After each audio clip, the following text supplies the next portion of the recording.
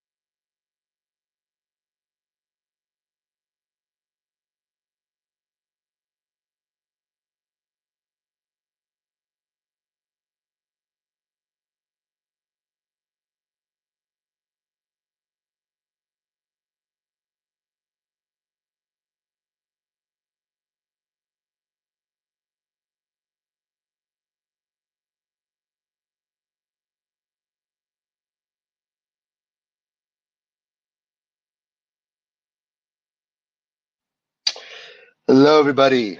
We're going to go ahead and get started. Appreciate you all coming by. We're introducing this session to talk about the launch of Exchange OS, which is a new product being launched by the Hashflow team. It's one that I'm personally very excited about as an investor. It's built in partnership with Celestia and Risc. It's an idea that I think is one that's in a lot of people's minds. There's a lot of talk these days about what the next generation of DEXs are going to look like. Obviously, very apropos of today, given the Unichain news. There are many different approaches that people are taking toward trying to build a better decentralized exchange stack. And this is one that I'm personally very excited about. And so I wanted to quickly introduce the people who are going to be speaking today. Let's first kick it off. Varun, do you want to introduce yourself and tell us a little bit about Hashflow as well as the Exchange OS? Absolutely. Thank you so much, Asif. And thank everybody else for joining the space, including Celestia Res Zero for co-hosting this event. And it's been a while since we've been in the development mode, and finally excited to be talking about this.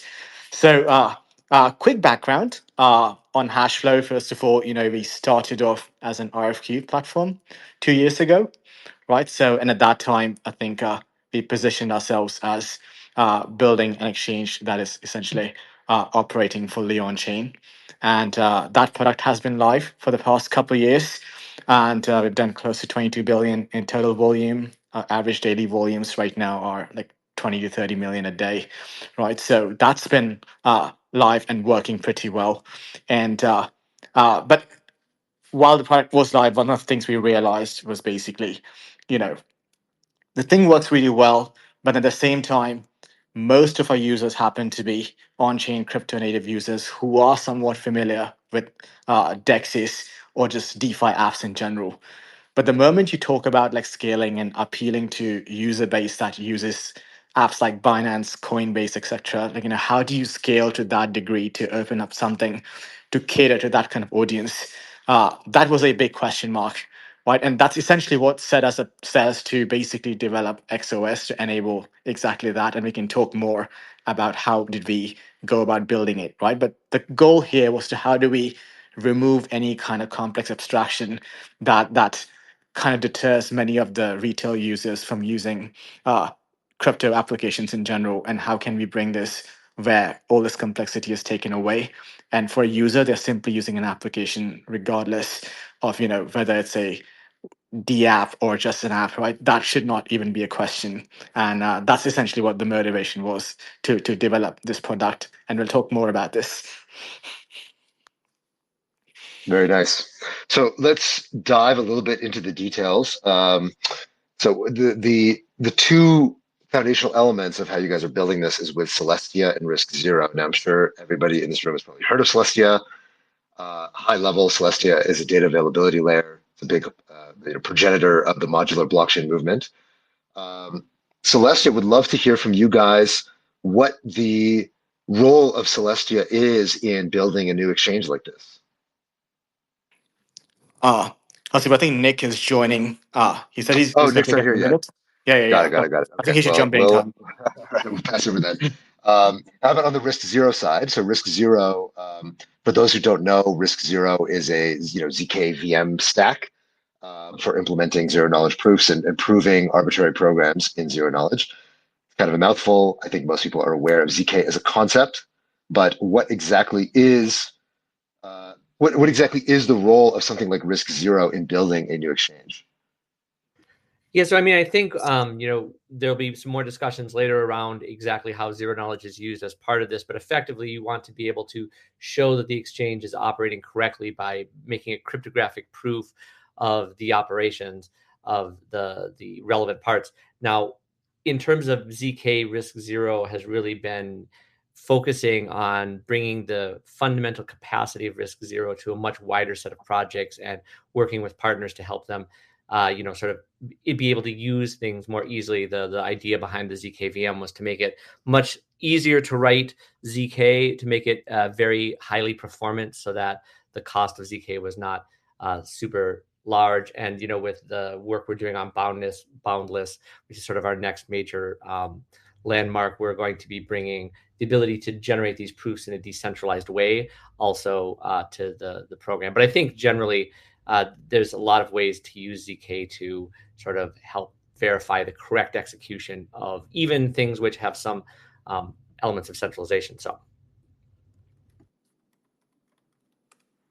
Fair enough. It looks like Nick finally made it. Welcome, Nick. Hello, Uh, hello. yeah, I'm glad you could make it.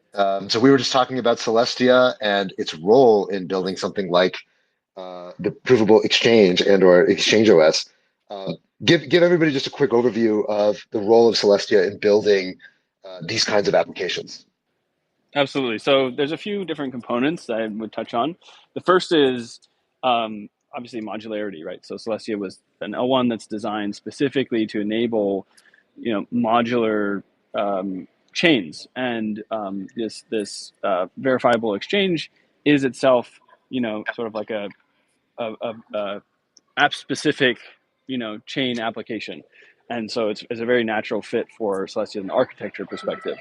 Um, further, uh, further than that is also the fact that Celestia is also built from the ground up for verifiability, and where that comes in is the fact that we support data availability sampling, so that you can verify the ZK proof that the chain the execution has been done correctly, but without also verifying that the data behind that execution was published publicly.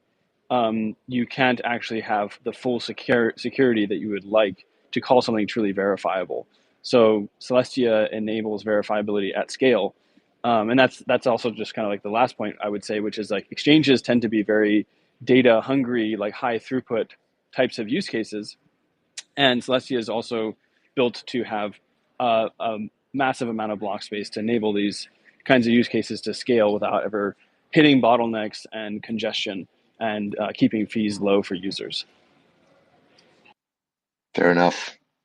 Okay, so let's dig into what exactly is a provable exchange. So, Varun, you guys are trying to get popularize this concept of provable exchanges.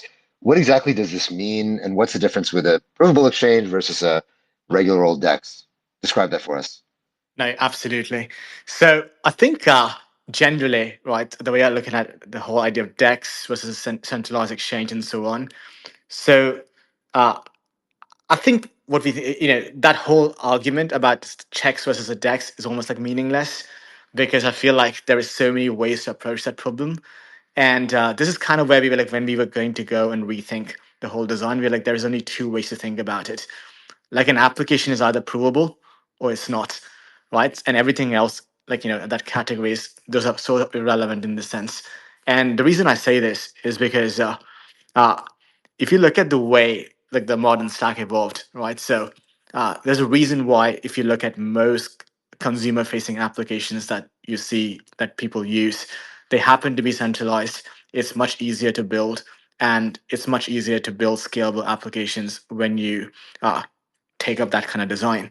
But when it comes to building financial applications, things become a little more murky, right? So, and we've seen some the failures with something like FTX, where it was a centralized design. People said it was a really good product, but at the same time, the fact that no one really knew what was going on behind the scenes, like no one knew what the exchange could do with your money and so on, resulted in the entire fiasco, right? So, which kind of was not good, to put it softly, right? So, and that's sort of where we're like, this sort of problem could be mitigated if people had, if the exchange or the application in general was more transparent, or conversely, if there was a way to verify any exchange operations without requiring them to change their entire system or make them build something on a blockchain, which may not be very ideal when you're building with consumers in mind, right? So the whole idea behind an XOS or a provable exchange is basically saying that uh, build everything in the most centralized way possible, but take the necessary transactions that are needed to verify the integrity of your application and prove them on chain. So essentially, what you're doing is you are using the centralized modern stack to build cutting edge applications that are built with keeping users and users in mind without compromising anything else. But then you're taking things like order book matching, settlement, the way funds move from party A to party B, and so on. You are essentially computing a zero knowledge proof and submitting that on chain so that anybody can independently verify exchange operations at any given time. It's almost like when people talk about proof of reserves, this is going a step further and saying you're proving exchange solvency at any given time so that you're aware that an exchange liability is always less than or equal to the exchange reserves that are held by the exchange. So at any given time, you can have mathematical guarantees that the exchange is not going down.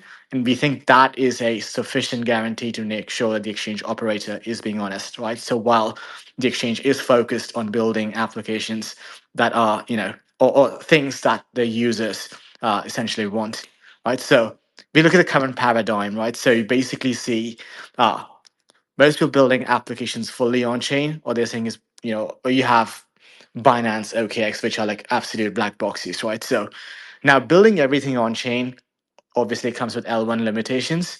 And I think the thesis here is that blockchains are really, really good for verifying and proving complex computations, but they're not so good when it comes to running complex computations, right? So you can build another scalable L1, but then it will never really be able to compete with a centralized system when it comes to scalability. So on the other hand, maybe we don't need to do that, right? That's the big question we ask, right? Anyway, I'll stop here and I'll let like Jeremy or anybody else chime in as well.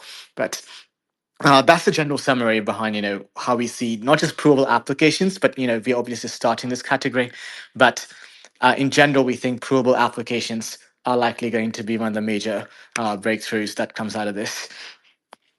So let me maybe ask a more pointed question. So I think Mhm. most people understand intuitively why it's really valuable to be able to verify what the exchange is doing. Nobody wants to end up trusting a counterparty that might be, the next FTX.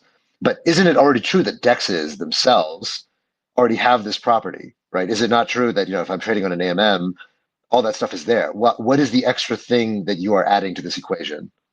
So the extra thing here is that generally it's been a compromise between the whole transparency versus building something powerful, performant, scalable. Like if you want a professional trader trading at sub-millisecond latency, you can't really use a DEX to get that sort of performance, and without the whole complex mess of using an on-chain application, right? So sure, one could argue like it's connect a wallet and then set an allowance and then basically trade with like 5 second block times, right? But that is only intuitive if you are a native DeFi user. But the moment you step out of that comfort zone, it's actually a very different story, right? So that's sort of where we're saying is there should not be a trade-off between trust and scalability.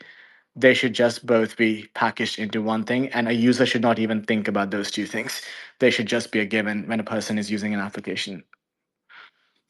Got it. Okay. So with something like just a normal AMM, it kind of works for crypto degens trading on chain. But if you want Binance level liquidity, the only way you can do that is with super low latency, very efficient, exchange stack. And in order to make that provable, you got to do all this fancy stuff that you're describing. Um, okay, Exactly. let's say that we grant that. Let's say that we grant that. Compare what you guys are building to, for example, something like DYDX or Hyperliquid. What is the differences between what the Exchange OS offers and what these platforms currently offer in terms of verifiability or resiliency? I think Hyperliquid DYDX, I think they're taking the L1 approach, where I believe DYDX has their own app chain, and then Hyperliquid L1 is launching their own chain as well.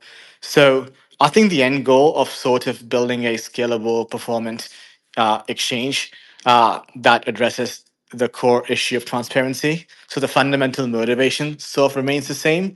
I think the approach of how you get to the problem is slightly different in the sense that Hyperliquid L1 is saying they're going to build their own decentralized network that runs nodes and all those transactions live on chain, except they're building an L1 that is supposed to be performant, right? DYDX has a similar motivation, but they're building DYDX chain that they're, expecting to be more performant, to enable like high throughput, scalability, etc. Where we are saying is instead of building a decentralized network or so on, and then still compromising, because our thesis here is that anytime you build a decentralized network that is supposed to reach consensus on a certain state, it will never be as optimal as running something on an AWS cloud, right? So at which point I'm like, instead of making trade-offs there, you might as well just run that stack on AWS cloud, but just prove those transactions that happen in the black box on chain, as opposed to building like 5 validators and calling it decentralized, right? Like that doesn't really change much. So, so at that point, you're basically better off building a centralized system that actually verify and allows anyone to verify what's in the centralized system, as opposed to building a pseudo decentralized system, right? So that's sort of where the motivation is. That is not to say Hyperliquid is not a good product. It's actually a really good exchange. So it's just the approach that we're taking is slightly different. But that being said, I think both products are trying to tackle a similar problem. And I think it's just time will tell which approach makes the most sense, right? So that's kind of how I would contrast the two. So I want it to add sounds like, an intervention go here ahead. as well. So there's one factor here that's very important and worth mentioning, which is that this is the most modular approach of them all, right? Not having it in one adds extra assumptions on the state machine, whereas separating data and compute and saying that, hey, like we can take the state and we can prove it anywhere, right? Like this is how the exchange works. We can prove it anywhere. We can compute these proofs anywhere. It gives you a little extra advantages if you think in the long run.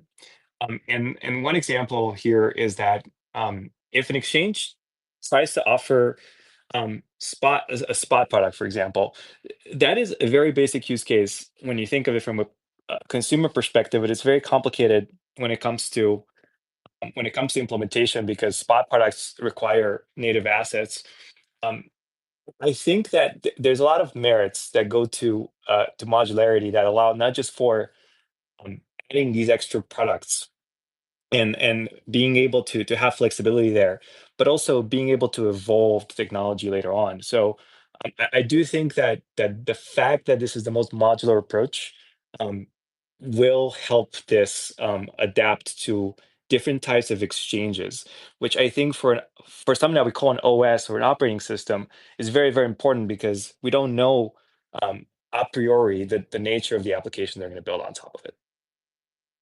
And I think one other thing is, if you look at any sort of blockchain-based systems, L1s, within a given consensus domain, there is just very strict limitations on the total amount of execution you can do while still maintaining a real good decentralized consensus with enough participants to be meaningful. And it's just fundamentally there is additional latencies induced by that.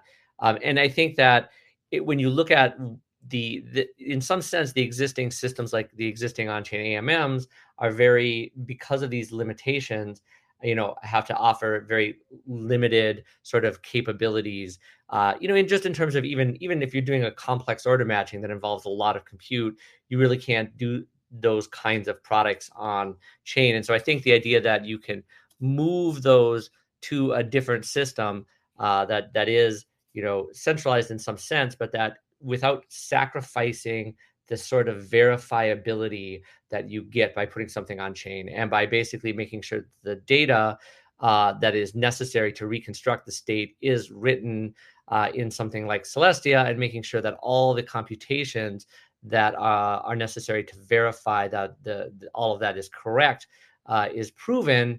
And with something like Risc Zero, you can prove that very rapidly. You can do it in parallel, and you're not sort of bound by the sort of types of execution limits you would otherwise have. So it really does let you bring things to another level. You can get almost all the functionality you would get on a centralized exchange without having to trust the counterparty nearly as much.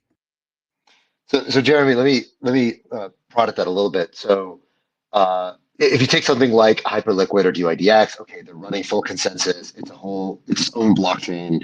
They're paying the decentralization tax, and that impacts the amount of performance they can get. Okay. Varun is saying, well, why don't you just get a box on AWS, do it Binance style, and then prove it using this stack of Celestia plus Risc Zero, using the ZK magic that you're describing. Doesn't the ZK magic slow you down? Why would it not be that this thing gets super slow because it's getting bottlenecked on proofs and doing all this stuff? How does the performance characteristics of an exchange get altered by the addition of something like Risc Zero, making everything provable? So what's interesting is there are sort of two questions in that. One is a question of latency, and one is a question of throughput. So in terms of latency, there is some latency impact for getting the proof finalized, especially in a form that can actually be verified on chain, for example. And so that does add some latency before the proof is finished. However, what's interesting is that latency isn't in the loop of the actual trading. So one can finalize trades before the correctness of that execution has been proven. And in terms of being able to keep up with the throughput, because ZKP doesn't, you can split it up. It horizontally scales. If I want to prove a large amount of work, I can prove some of it on one machine and some of it on another machine and some of it on another machine, and then combine those all together with aggregation. What it means is that there isn't really any upper bound on the throughput you can get with a ZK system like Risc Zero. And so it has no effect on the throughput of the exchange. So while it is true that there is some window in which a transaction on the exchange has been finalized but not proven, as long as any sort of final settlement out of the exchange waits until that latency, everything is fine. So basically, if I can summarize, the exchange gives you this sort of pre-confirmations before the proof itself is actually generated, and you can withdraw from the exchange. But then the proof generation part can be pipelined, so you're not waiting for the proof to get generated for to get a response back from the exchange. They're like, aha, yeah, your trade went through and your trade got matched. So the experience from the perspective of a user is basically like interacting with Binance or something along those lines. Am I hearing that correctly? Yeah, exactly. And so it basically means that from the capabilities of what the exchange can do, how it's used by the user's experience, make no compromises compared to a centralized exchange. It's as capable. But from the terms of the trust, you also are making no compromises in the sense that you have the same level of verifiability that you would have for a blockchain-based exchange. I know there is some differences in terms of things like censorship resistance and stuff have different properties than you would if it was in a truly decentralized chain. But I think if you look at a truly decentralized chain, you either are going to be compromising on the level of decentralization, or there is going to be performance and execution limit impacts that are induced. So I think that this is a very interesting approach. Obviously, as a company, we do ZK for lots of use cases, including a lot of on-chain use cases. But I think this is definitely something that we are excited about as a yet another model that sort of is different than either of the two that have existed previously for exchanges. Got it. Okay. So I also want to get a comparison to the other big exchange story that just came out today, which is Unichain. So for those of you who have not followed, Uniswap just announced today that they're going to be launching a Uniswap chain on the superchain, which is the optimism kind of chain of chains. And the way that Unichain is supposed to work is that there's going to be a trusted execution environment. So there's sort of trusted hardware that's going to be acting as the block builder that actually packages transactions and makes sure that the sequencer itself doesn't cheat and gives certain guarantees. And they have these micro blocks where they sort of pre-confirmations that they're giving for trading on Unichain. So Varun, I want to ask you, given I assume you've been following along with what's happened with the Unichain announcement, how do you compare what the Exchange OS is going to be enabling with something like what's going to be possible in Unichain? Should we not just all go home and say, okay, well, Unichain is coming, it's all over, everybody pack it up and go home? So I think I need to study Unichain a bit more for me to give a full technical comparison of what exactly Unichain is doing and not. But I think based on my current understanding, as I said, like essentially you're running you have a bunch of applications that are being batched and they're being sort of sequenced inside a trusted environment, and then they're getting submitted to L1. Is that how it's set up currently? Yes, there's trusted execution environments, Okay. Intel TDX, that is going to be actually doing the block building and sequencing transactions. Got it. So I think Jeremy might be a better person to sort of give the technical comparison between a trusted environment versus a ZK environment on how they contrast.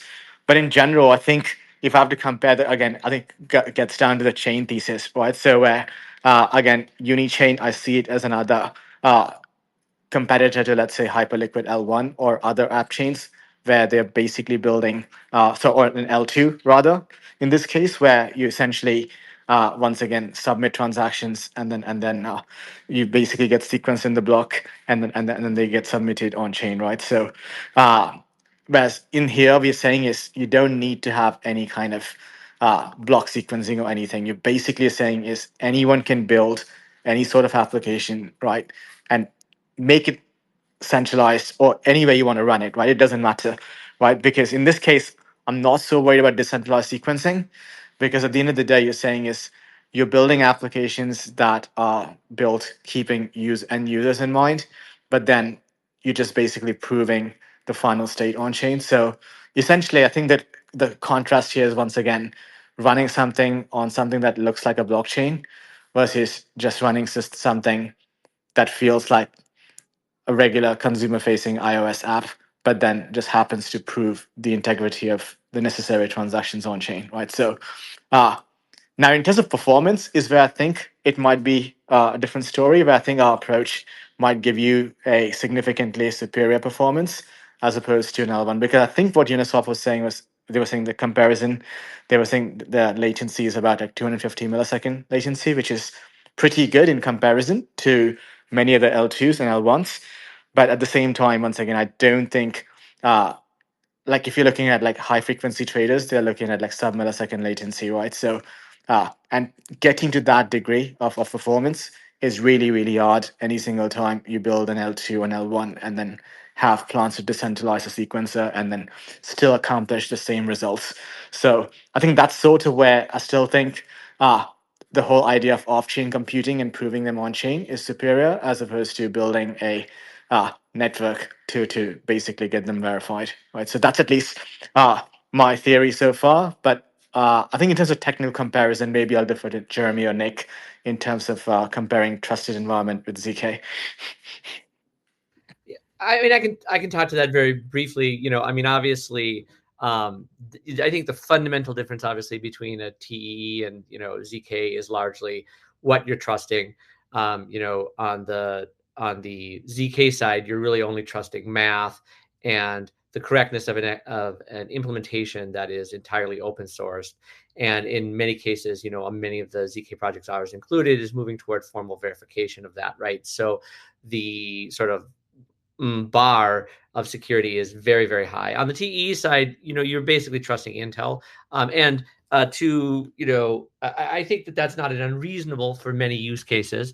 But I also think that, historically, Intel SGX has had many significant, breaks, both in terms of information leakage, but also in terms of, at least a couple of the things have been completely broken, like full keys extract and so on, since the underlying mechanism relies on a secret key that's baked into the chip and known to Intel, who could in fact cheat if they so chose.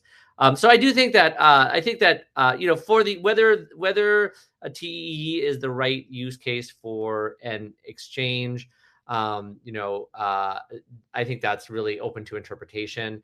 I think that, but that would be my quick read on terms of the differences between the two. And one thing I'd also note is that obviously a Uniswap chain is only really for running Uniswap, which would be a pure AMM design. And my understanding of the Exchange OS is that it's more focused on order book based designs. Is that correct, Varun? So I would say XOS is designed for, yeah, exactly. So we're starting with obviously perps, or its current SDK is designed for perps exchanges, right? And then we'll eventually add support for spot, for multi-collateral, for options, lending markets, and so on, right? So I think there's a lot to be added to that. But the idea here is we're building this. There is already a provable exchange coming soon. We can talk about that. I think I hinted at a bit of an alpha at the beginning, maybe, so we can talk about that. But essentially, the idea is that anyone can sort of take this middleware and pretty much make their exchange or their application provable, essentially. So it doesn't need to be a new exchange. Even the existing exchanges can essentially become provable by simply using this. So that's the general idea, where we are introducing this, and sure, we can build an exchange that built on this concept. But at the end of the day, anyone can essentially take the piece of code and then create their own provable applications, or become provable if they already exist as a non-provable application. Got it. Okay, so why don't we get to that then? How do we see a provable exchange in action? So you teased that earlier in the tweet thread, Varun. I would love to hear. I did. Where do we go to find one? I did. I think. All right. So this is for everybody who's in the space. So I think we mentioned that a provable exchange is going to be live on XOS very soon, and I think this is the time where we get to unveil essentially the first provable exchange that is going to be built on XOS, powered by Risc 0 and Celestia underneath. So its name is Hibachi. So there you go. So for everybody else who is on the call, there is a pinned post at the top where you can actually start following the page and also request early access to hibachi.xyz. And you guys should be receiving early access in the coming week or so in order to start playing with this, right? So this is going to be one of the first exchanges that basically works on the principle of provability, essentially, where we're saying is it gives you the performance that you've seen from Binance, OKX, or formerly FTX, right? So basically what you love about these applications, but at the same time, it does not come with the inherent risks that led to the FTX debacle, right? So this is essentially the first provable exchange that is built for pro traders and secured by ZK Math. So that's the simplest way to put it. And I think Risc 0, Celestia, they've been super hands-on in helping develop this. So I think anyway, so the early access is now live, and I think it's going to be available very shortly.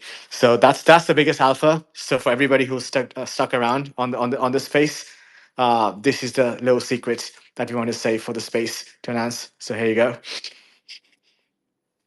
Fantastic. Nick, anything that you want to add? I think that, I mean, there are a lot of different points here throughout this conversation. On the TE point, I think, you know, it's important that people realize like your system is only as secure as its trust assumptions, essentially, and as decentralized as your trust assumptions. And so it really depends on like which part of the application the TEE is like facilitating. And I think there are some ways of implementing it where even if the TEE is compromised, like the worst case is just like you lose privacy or you fall back to other guarantees.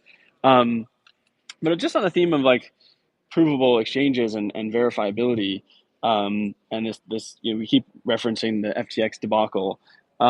It's just ironic to me, like the whole FTX situation was so ironic because like that's the exact problem that blockchains were built to solve, right? They take something that is, oh, I promise that I won't do evil to, and turns that into I cannot do evil, or that person cannot do evil because the rules are enforced on chain by the virtue of the users being able to verify everything themselves.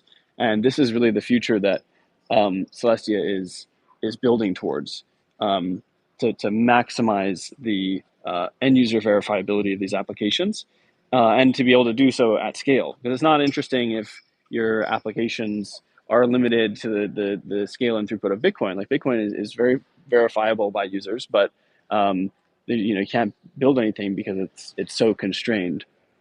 So yeah, anyway, I just think that, and it's kind of funny to me that the clearest killer app for crypto so far has been the centralized exchanges. That's where like people are like, oh, where are the users? Like where are the killer apps? And like it's so obvious. It's like sitting there right in front of us. Like Binance and Coinbase have hundreds of millions of users and do billions of dollars of volume every day, and that is like the perfect use case for crypto. We could bring all that on chain. We just haven't been able to yet. And I think when we do, it'll become more and more clear the value of blockchains. And I think that's why this Exchange OS is such a powerful idea.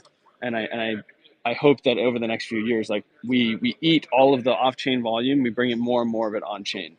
And I think that's how we start to actually like, that's the starting point from which we can start to build even more interesting on-chain applications on top of that. Here, here. Okay, well, I believe we're at time. Appreciate you all for joining us and giving this space a listen.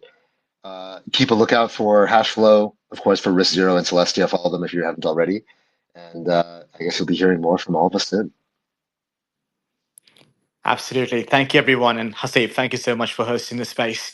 And hey, guys, just follow Hibachi_XYZ. They're a new team that is building on XOS. And you'll be hearing from them a lot more in the coming weeks, both from Hashflow account and their account as well. So, and Jeremy and Nick. Congratulations. Thanks, everybody. Thank you, sir. Jeremy and Nick and Rizzo Celestia. Again, thank you guys for coming to the space as well. Looking forward to the marathon. Very bullish on you guys. All right. Thank you, guys. Congratulations. Thank you. Cheers. Thank you. All right.